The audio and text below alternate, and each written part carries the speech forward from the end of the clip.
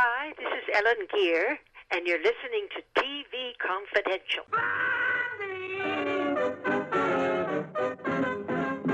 Ed Robertson with a reminder that we'll bring you an encore presentation of our conversation with Linda Day George from January 2020, beginning at the top of the hour. We hope you stay tuned for that. In the meantime, we will close out this hour by playing part two of a conversation that began just before the holidays with Steve Randisi. Steve's latest book, Penny Singleton, a biography, tells you everything you want to know about the life and career of Penny Singleton. Penny Singleton, the first actress to play Blondie on the screen, and the voice of Jane Jetson, who also became the very first female president of an AFL-CIO union, the American Guild of Variety Artists. Penny Singleton, a biography, available through our friends at Bear Manor Media. You can also find it at Amazon.com, where books are sold online. Penny went on to make 28 Blondie movies for Columbia. Ironically, she nearly got fired while making the first one because of an incident involving a cigarette.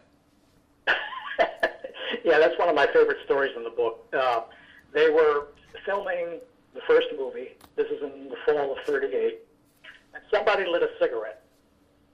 And there was a gentleman that was in the shadows behind the cameras, and he yelled out, "No smoking! Can't you people read? There's signs everywhere." And he walked away in a huff. And Penny, unfortunately, made the comment, "He's a fire chief. He should at least have his uniform on, or at least be wearing his cap." Mm-hmm.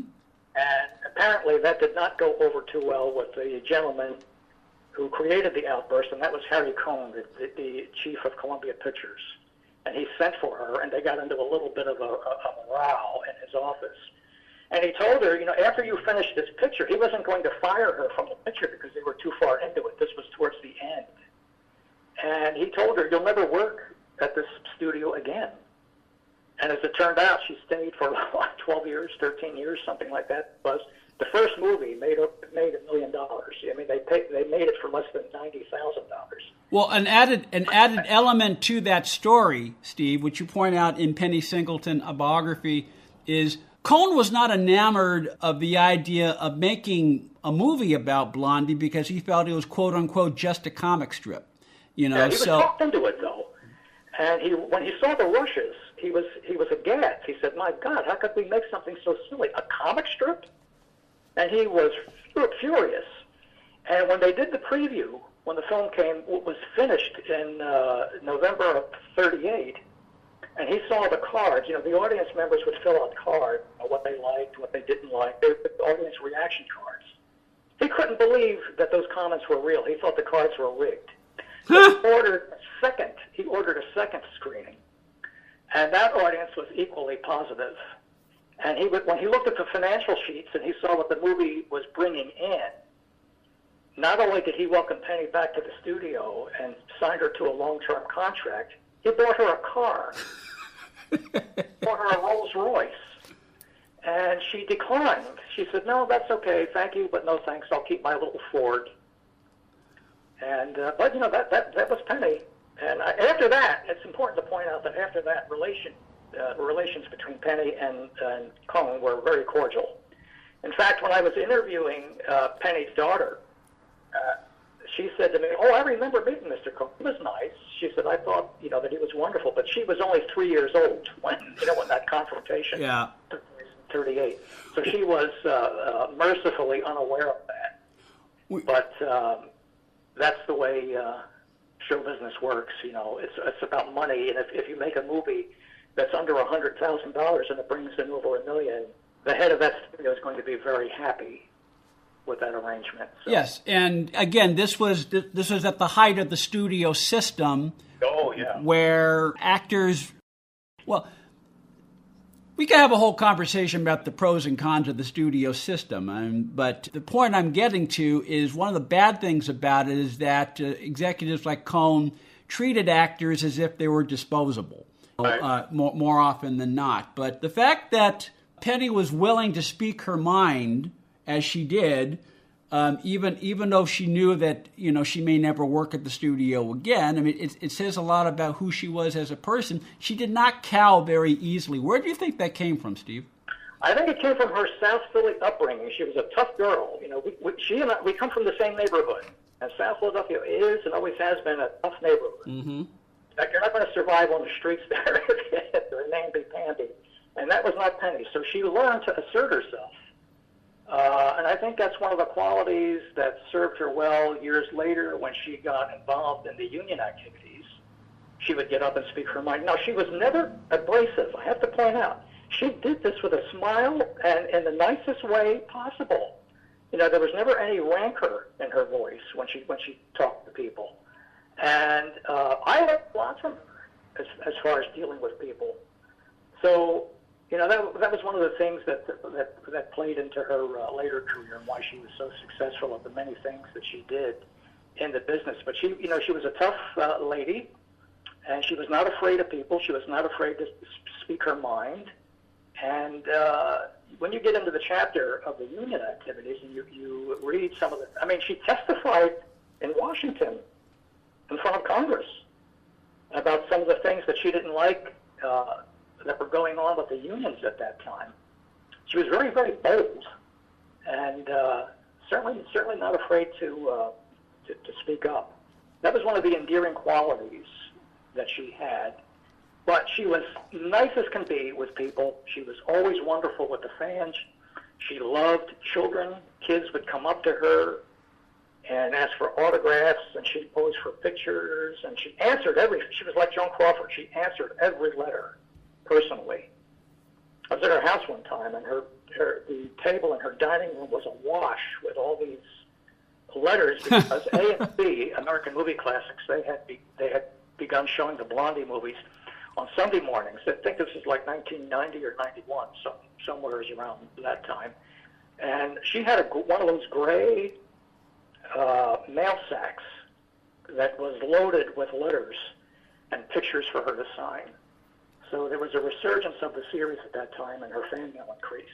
She also got a lot of attention from Twilight Zone fans. I was going to ask you about that. She appeared in one of the later season episodes opposite John I don't remember if it's McGiver or McGiver, but John McGiver. Okay, John McGiver, another one of the great character actors of television, particularly in the 60s and 70s. Usually played a stuffed shirt, and he had a very kind of bellowing type of voice, which served him well in the movies.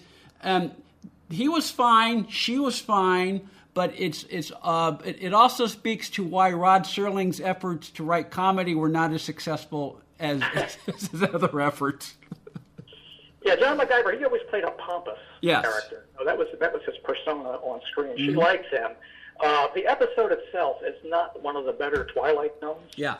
And you're right, it's in the last season. That's 1964. And it was not shown because of a disagreement over the script. But Penny had a connection to Rod Serling because when Rod Serling was getting his career off the ground at CBS, Penny's husband, Robert Sparks, was a very influential executive at the network, and he was instrumental in getting Serling's teleplay, Requiem for a Heavyweight, on the air. So he remembered Bob Sparks and Penny. And when Bob Sparks died in late '63, he wanted to do something nice for Penny, so he gave her this role in the Twilight Zone episode, which is called Sounds and Silences. And when they re-aired that episode in the 80s, I think it was 84, her fan mail went through the roof. She got tons of letters from Twilight Zone devotees.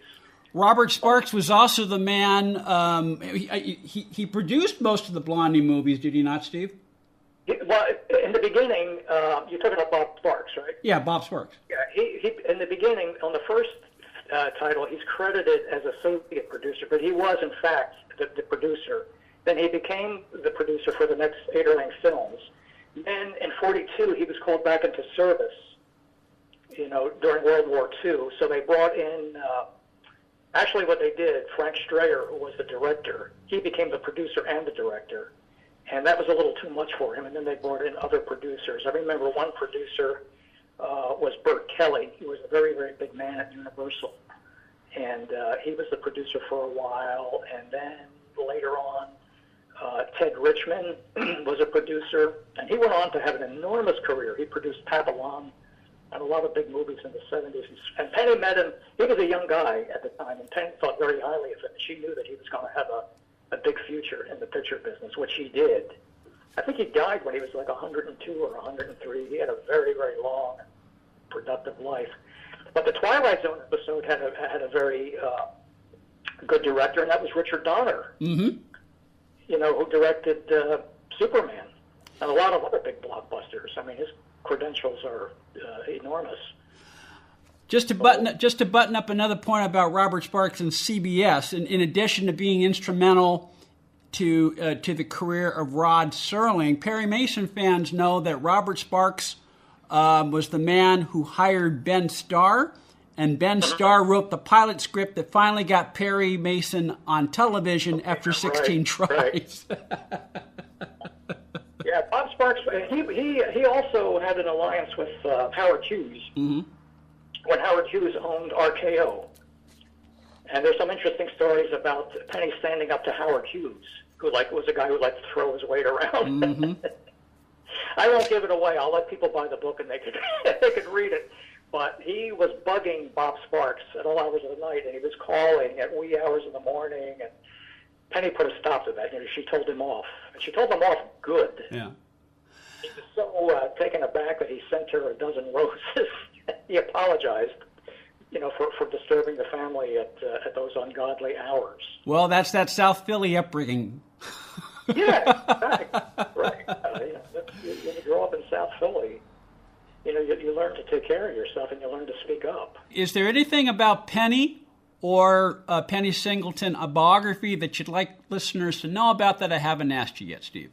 Well, let's see. We talked about her early growing up in vaudeville in Philadelphia, and we talked about, you know, some of the shows that she did for Schubert on the stage.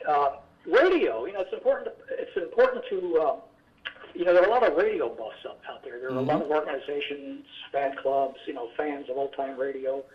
And Penny is of interest to those people because she did a lot of radio going back to the 30s. She worked with Georgie Jessel, you know, who later was the Toastmaster General of the United States. She was on his show. That was a program that was called 30 Minutes in Hollywood. It was 37. Craft Music Hall. I'm sure that title rings a bell. Mm-hmm. Hollywood Hotel. And then Blondie show. And then she and Arthur did the Abbott and Costello show. And then they filled in for Eddie Cantor on CBS. They were a summer replacement for Eddie Cantor. And that's what led to the Blondie radio show beginning in 1939. And that lasted until 1950, although Penny didn't do the last year because she wasn't fired from doing Blondie in the movies. She was fired from doing Blondie on the radio. And that's a story you'll have to pick up a copy of Penny Singleton, a biography, to find out the backstory on that. Stay with us, folks. We'll be right back. One more item. If you're starting a company, particularly one that is in an emerging market, you know that averting any sort of legal dispute is crucial to your business plan. Our friends at Tectonic Law offer an array of services that can help you avoid and preempt future litigation while also developing and protecting your intellectual property and intangible assets. Tectonic Law serves the needs of a host of emerging industries throughout California and beyond, including industrial designers, beverage makers, artists, farmers, retail stores, health practitioners, wellness experts, cosmetics manufacturers, nonprofit organizations, innovators in sustainable practices, and libraries. Go to tectoniclaw.com to learn more about how Tectonic Law can help your business thrive. tectoniclaw.com. Rock solid representation for groundbreaking industries. Penny Singleton, a biography, everything you want to know about the life and career, the life and stage, movie, radio, and television career of Penny Singleton, as well as her 20 years as the first female president of an AFL-CIO union. All that and more in Penny Singleton biography, available through our friends at Bear Manor Media as well as Amazon.com. Steve Randisi, it's always fun to talk to you. I look forward to our next conversation. Thank you so much, Ed. Thank you. This portion of TV Confidential is brought to us by our friends at Front Porch Realty, the community of realtors in the Northern Bay area of California that is committed to finding the solution that is best for their clients. Whether you're a first-time home buyer or looking to sell or lease your property in Northern California, call Karen Strain at 415-886-7411 or visit frontporchrealtygroup.com for more information on how they can help you.